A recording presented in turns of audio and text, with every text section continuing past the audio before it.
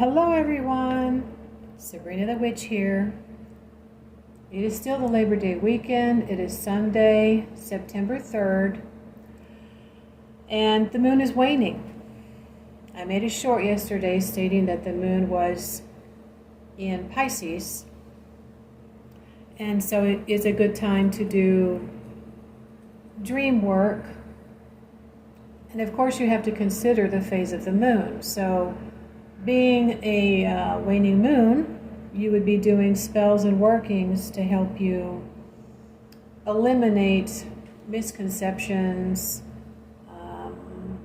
dream about ways that you could end something and change something, things of that nature. So as I'm reviewing oils to expand my supply of oils, I decided to do something I didn't thought I would be doing, and that is to make another oil. So now I've saved these bottles that I purchased with olive oil from the grocery store, and they look just like these master bottles I've seen on another channel with a lady who makes these oils. And so it had garlic in it. And in fact, there might still be a few little tiny pieces, and it smells like garlic. So this is going to be perfect for making this banishing oil that I'm going to be making today. The reason why I like making oils is, first of all, I've learned how to do a lot of things, but I've never actually done anything except make powders. And so basically what you're doing is taking the powder and turning it into an oil. And I'm talking about powders that you throw. Powders do not need to have orris root resin in them unless you want it to. Orris root is a resin, any type of resin you would want to add to an incense powder because you're going to burn it on charcoal. For many people who live in apartments, burning a smoky incense is just not an option. So ritual oils are wonderful in that they can be applied in several different ways. So I have my ingredients that I'm going to be using right now, and I'm going to start with the smell of the garlic. And I have been growing basil this summer, so I went out and I just took a few basil leaves with a stem. I'm going to put those in first.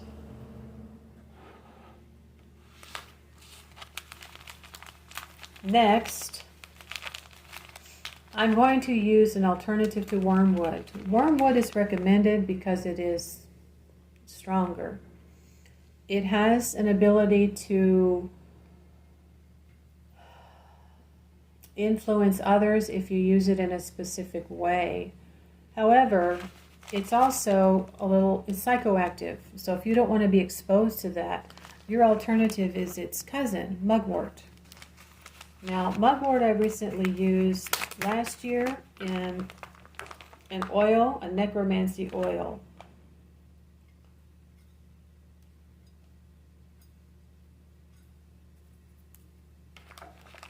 And it is mossy, and I think that's going to be enough.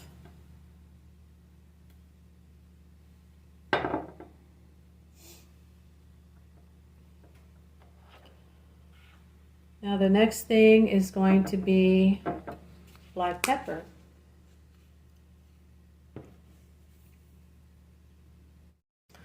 I have these nice little funnels that came when I ordered these vial bottles that I use for my other ritual oils. So I'm just going to put that there. Open the other side. Now, I would really like to have peppercorns, and I think when I go to the store I'm going to get some peppercorns, but you can use ground pepper. So I'm going to put that. Okay, oopsie daisy. Witchcraft is messy. It's like cooking. If you're not making a mess, you're not doing it right, right? Oh, Jade. Jade's up here. Yes, she is. You want to help? Aw.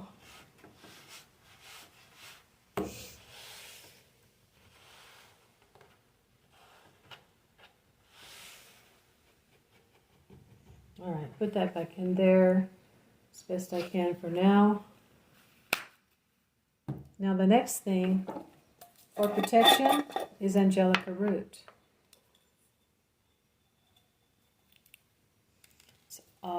Sometimes used to flavor fish. I've had this for a very long time. I was using it when I lived in a haunted apartment, and it wasn't working. So I'm going to add something.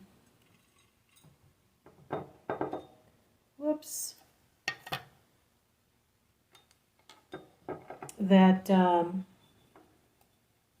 I've talked about a few times, but I'm going to talk about it again.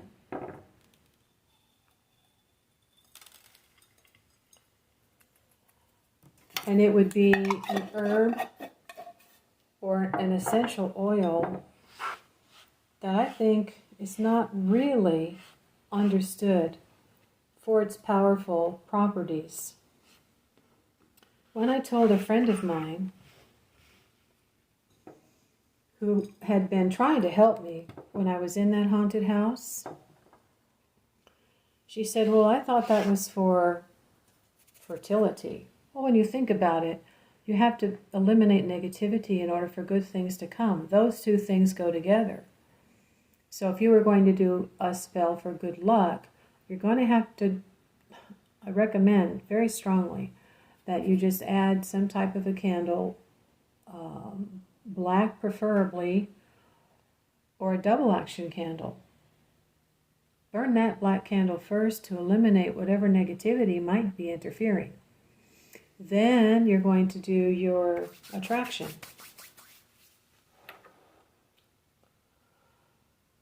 Now the other ingredients would be I'm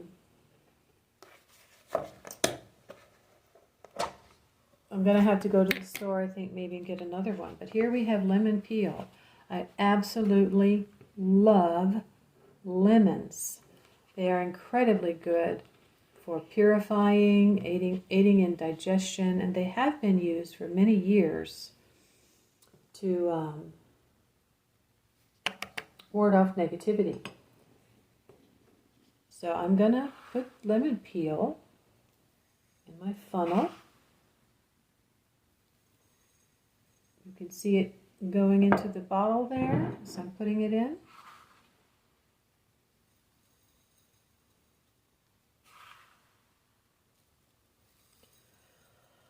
And I don't have any lemon essential oil, so I'm just going to... All right, that smells pretty good. Add one more.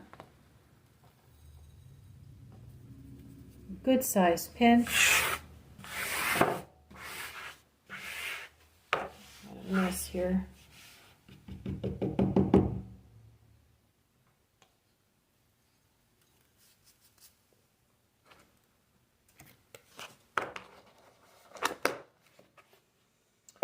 And then the next thing, I believe, yes, let me go get it. Okay, once again, I'm going to tell the story of the power of patchouli. I have mentioned, I think, briefly in a few videos about when I lived in a severely haunted apartment building. It was very, very old. There was 3 buildings originally. They were built on land that had been a bloody massacre occurred there. Native Americans were killed back in those days, you know, in the 1800s. Very violent, senseless, cold-blooded murders. And that entire area was cursed. And I mean cursed. All kinds of things were going on all the time. in that area, I'd say within about half a mile circle where I was living. And so that was the first apartment that I was able to get with my daughter. I didn't know where else to go. And it's taken me many years to understand that that particular area had shamans that dedicated their afterlife to cursing anyone who occupied that land.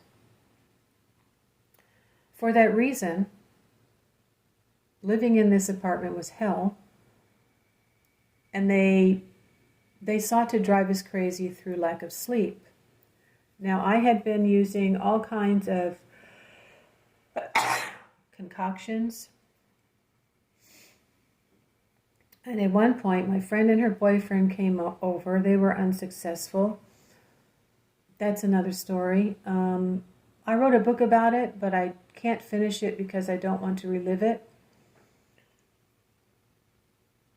At one point, she sold me asafoetida, and I mixed that with chili pepper, poured it down the kitchen sink, poured it down the bathroom drain because the pipes were rusty and rusty water was coming out, and those things were coming through every hole that was in the apartment.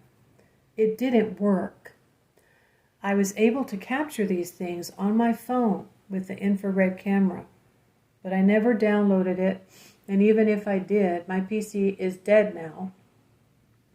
I did capture the entity, low level entity that was stuck in the radiator in my living room and was the cause of the radiator banging all the time.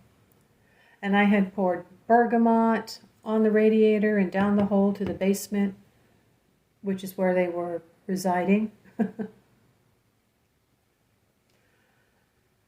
That didn't work. I tried a couple of other oils, and until I used patchouli, it actually pushed those things to the other building across the parking area, I should say. It was very small. And there was just a ton of horrible things going on over there. Incredibly loud music. Couples were fighting. One of them looked like she was a zombie walking around, pale as a ghost. It pushed those things away for 2 weeks. And that gave me enough time to file for my tax return, go look at an apartment, tell my daughter I'm breaking the lease, we're getting the hell out of here. I also put some in a spray bottle with water, and with my knees knocking and my hands shaking, went down the stairs to the basement, spraying all the way down there, and then spraying the door, all around the door and the door frame and the threshold, and then ran back up the stairs like a scared little rabbit. Don't underestimate the power of patchouli, okay? So, if you want to banish something, I'm going to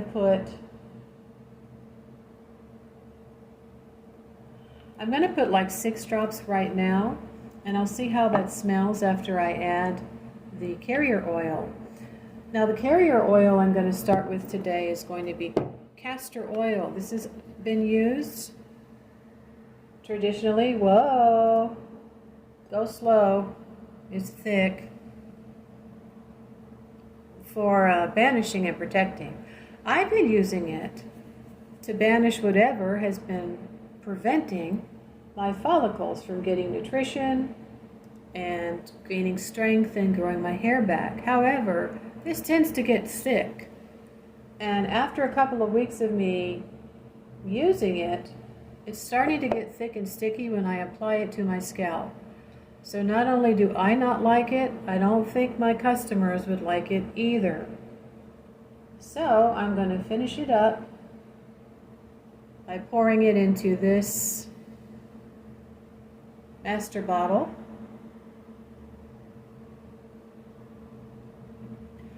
And you can combine oils. So if I don't have enough castor oil, that's okay. I can go to the store and get a good quality olive oil, I think, or grapeseed oil. I'll have to look it up. Otherwise, I'll just have to buy some more castor oil. This is what I was using for my hair. Now, I do have a little bit of rosemary oil in there, but that is okay because rosemary is like a female signature. So if you're a female and you're making this and you kind of want to add, this is where a female would sort of protect an area that she's living in. It's kind of sort of like putting your urine in a sense to mark your territory, but it's an herb. All right. And that is basically it. Right now, I'm not going to make large batches until eventually I see which are my most popular ritual oils. I'm just going to make one master bottle that I will keep and use and fill in a vial to offer the customers on my website. casting-cauldron.mailchimpsites.com. Now, I do not yet have pictures uploaded. I'm in the process of kind of banishing this lack of money right now. So you can use banishings in positive ways. So don't think of it as only needing to do this for banishing a negative person, a negative situation, but waning moons are typically used to really eliminate bad habits. And that could be something as simple as you're never getting where you need to be on time. And that's something that you want to work on for yourself.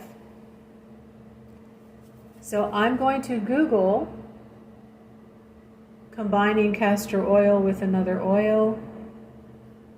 And I need to go buy some olive oil for myself anyway. And I have a store just a half a block down the street from me that is owned by a woman who was in banking and finance. And she actually contracted with an olive grower so that she could get pure olive oil. And that's where I go for my olive oil. Unfortunately, there's just a lot of it out on the market now that we should not be cooking with. We should not be ingesting it in any way. It's got non-natural, non-organic stuff in it, right? And it's difficult because of the laws regarding labels. They're just not that strict. So I'm going to get some peppercorns, and I think you could also add some cardamom to this, but I'm writing it in the binder where I have all my recipes for my oils and my incenses. So I hope this has been helpful. If you find it helpful, useful, or interesting, and you appreciate my sharing, and my content and my stories, my experiences, please, please, please help me keep the lights on and make a contribution of $5 or more to the PayPal me for this channel. It's paypal.me/casting cauldron, all one word. P.S. One more thing I want to mention, it's worth mentioning, the power of cloves. You could add cloves. I recently bought some cloves because I'm going to make some clove mouthwash. When I joined an essential oil company, which I'm no longer with, I learned that cloves is the highest antiviral or antimicrobial spice that there is. I think out of anything, maybe even out of herbs. And it's used a lot of times in bindings and banishings. And if you can see here, it sort of resembles a nail. So the intent can be to sort of put the nail in the coffin, so to speak, if that's the type of work you're doing. Otherwise, it can be dropped in there for the type of protection and antibacterial, right? To eliminate negativity, whatever the negativity is, whatever the blocks are. And then you can speak to everything that's in this bottle here, the intention of working your will whenever you decide to use it, to banish a circumstance, to banish a person, to eliminate negativity, negative spirits, negative energy, toxic people, toxic relationships, all those things. And each time you use it, you're going to set your intention on a piece of paper, whether it is to really and truly banish the person, which that clove would be very helpful for, using it as a nail, or just to banish a particular type of bad habit. All right? Okay, see you later.